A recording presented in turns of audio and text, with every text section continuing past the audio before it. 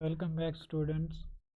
अभी तक हमने जाना डीएनए के बारे में। डीएनए क्या होता है, डीएनए का स्ट्रक्चर कैसा, डीएनए किस किस चीज़ का बना होता है, हमने अभी तक देख लिया है।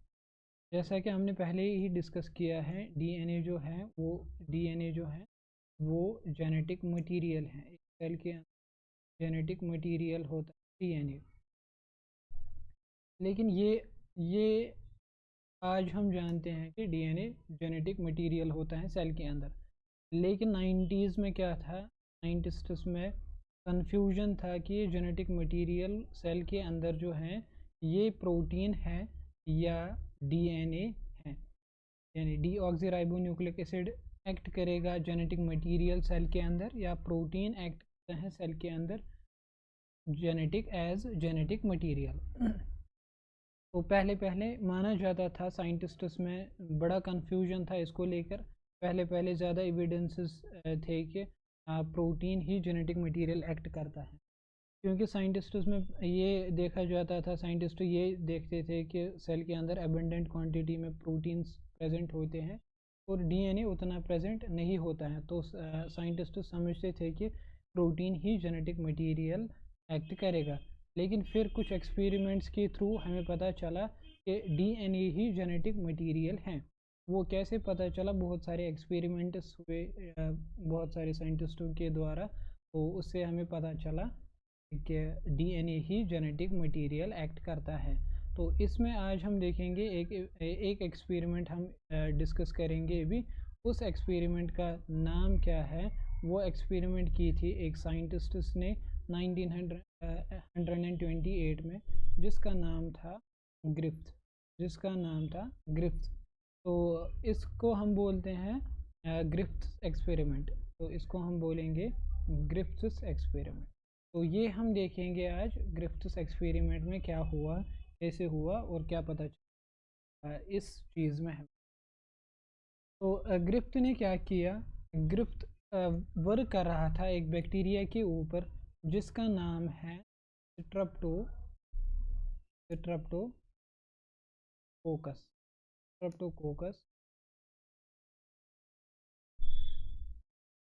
स्ट्रेप्टोकोकस नमूने। तो ये बैक्टीरिया के ऊपर ग्रिफ्थ काम कर रहा था। तो ये क्या है, ये बैक्टीरिया कौन सा है? ये कॉजिटिव एजेंट है नमूनिया का। तो जो लंग डिजीज़ नमूनिया होती है उसका स्ट्रेप्टोकोकस पॉजिटिव एजेंट है। तो ग्रिफ्थ जो साइंटिस्ट था, ये इसके ऊपर काम कर रहा था।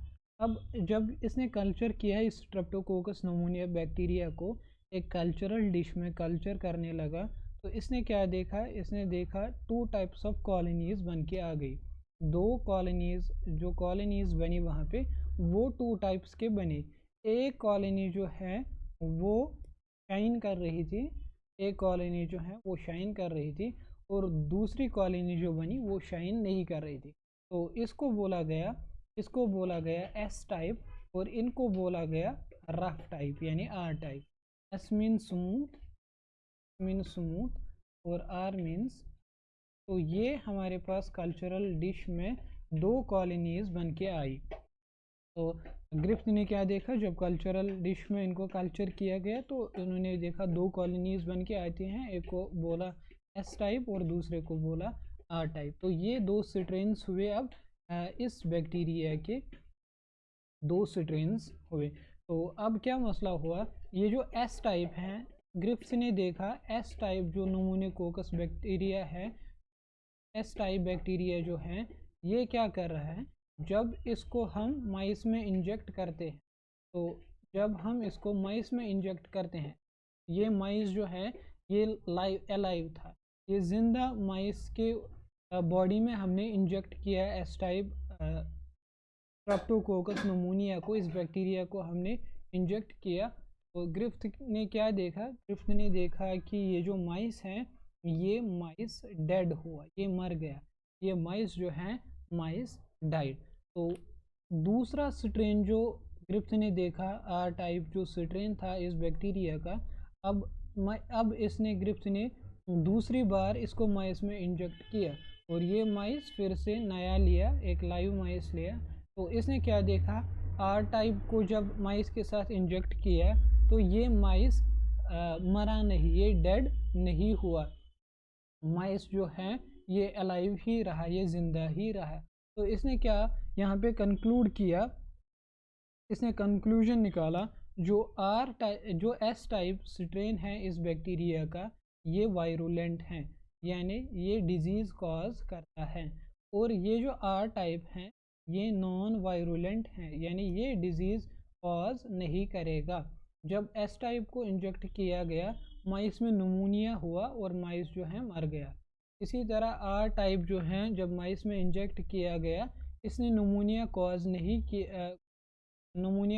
नहीं किया और जो माइस जो है वो ज़िंदा ही रहा, वो मरा नहीं। तो इससे ये कंक्लूजन हुआ कि एस टाइप जो है ये डिज़ीज़ कॉज करेगा जिसकी वजह से माइस मर जाएगा, और आर टाइप जो है ये डिज़ीज़ कॉज नहीं करेगा जिसकी वजह से जो है माइस बच जाएगा।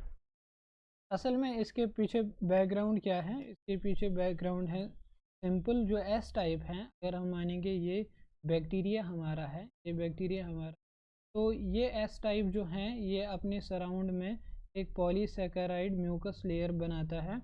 तो ये जो है एक लेयर बनाता है। अब जब ये बॉडी के इनसाइड जाता है इम्यून रेस्पॉन्स इसको अटैक नहीं कर पाता है, क्योंकि इसके ऊपर जो है एक लेयर प्रेजेंट होती हैं। तो इम्यून सिस्टम जो है, इम्यून सिस्टम अटैक नहीं कर पाता है जल्दी से। तो इसकी वजह से क्या होता है, नमूनिया होता है और ये जो माइस जो है ये मर जाता है। वाइल जो आर टाइप जो बैक्टीरिया होता है, आर टाइप जो स्ट्रेन होता है इसमें इसके ऊपर कोई भी ऐसा म्यूकस कोट नहीं होता है, जिसकी वजह से इम्यून जो रेस्पॉन्स आएगा वो जल्द ही इसको इम्यून रेस्पॉन्स के थ्रू एलिमिनेट करेगा, और जो बॉडी जो है ये बच जाएगी इस डिज़ीज़ से, इस नमूनिया से, और माइस जो है ये ज़िंदा ही रहेगा। तो ये इसका छोटा सा कॉज था, ये एस टाइप क्यों वायरुलेंट होता है और आर टाइप क्यों नॉन वायरुलेंट होता है। तो अब इसने क्या देखा, अब इसने एस टाइप को इंजेक्ट किया, आर टाइप को इंजेक्ट किया। अब तीसरी बार क्या किया, इसने एस टाइप जो है, एस टाइप ये जो स्ट्रेन है इसको हीट दी, इसको हीट अप किया।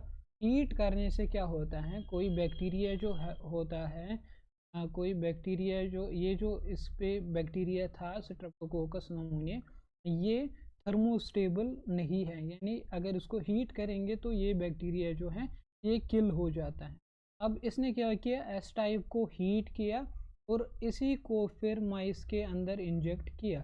माइस के अंदर जब इंजेक्ट किया तो ये इसने देखा कि माइस जो है फिर से बच गया, क्योंकि ये जो एस टाइप है हीट की वजह से किल हो चुका था, ये अपने सराउंड में ये लेयर नहीं बना पा रहा था, और उसकी वजह से है माइस जो है बच गया। इम्यून रिस्पॉन्स आया, इम्यून रिस्पॉन्स ने एलिमिनेट कर दिया एस टाइप को, और ये जो है ये बच गया, माइस जो है माइस बच गया।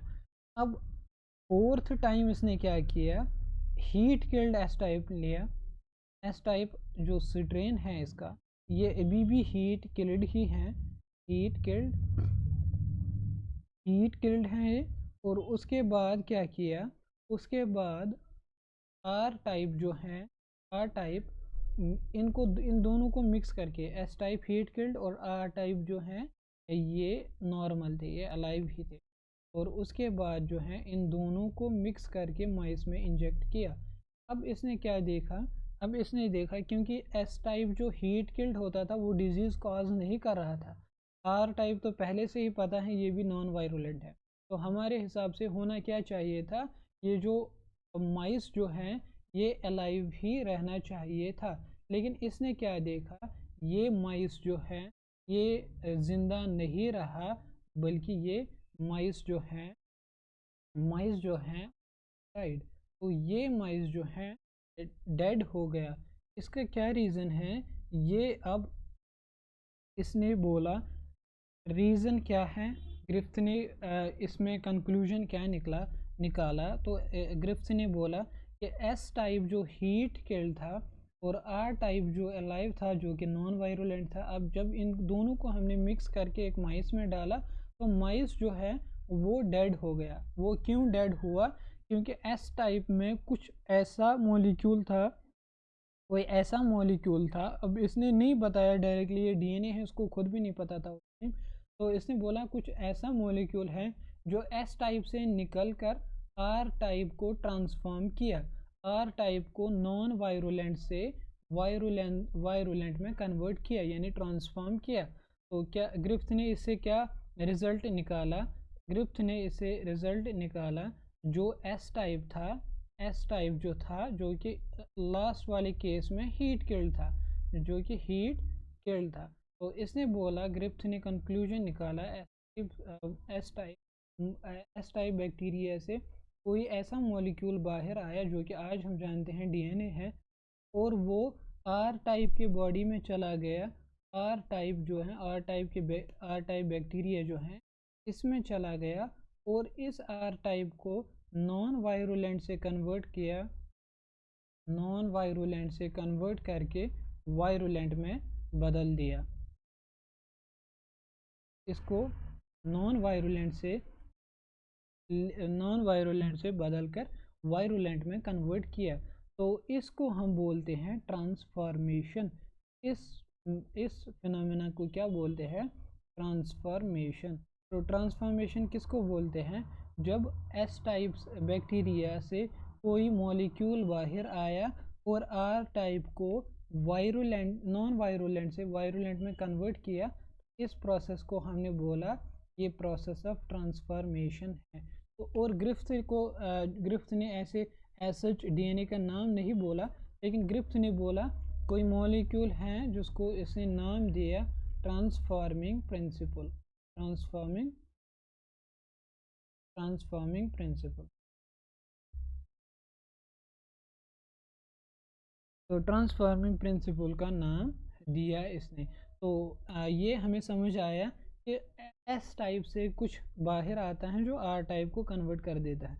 और यहाँ पे ये बात याद रखनी ज़रूरी है, क्योंकि हमने एस टाइप को हीट किल किया था, यानी एस टाइप खुद तो मर गया था, लेकिन ये जो ट्रांसफॉर्मिंग प्रिंसिपल है जिसने इसको ट्रांसफॉर्म किया, ये जो कोई मॉलिक्यूल था जिसने आर टाइप को एस टाइप में कन्वर्ट कर दिया, ये खुद ट्रांसफॉर्मिंग प्रिंसिपल जो है ये खुद हीट स्टेबल था, यानी हीट से इसको कोई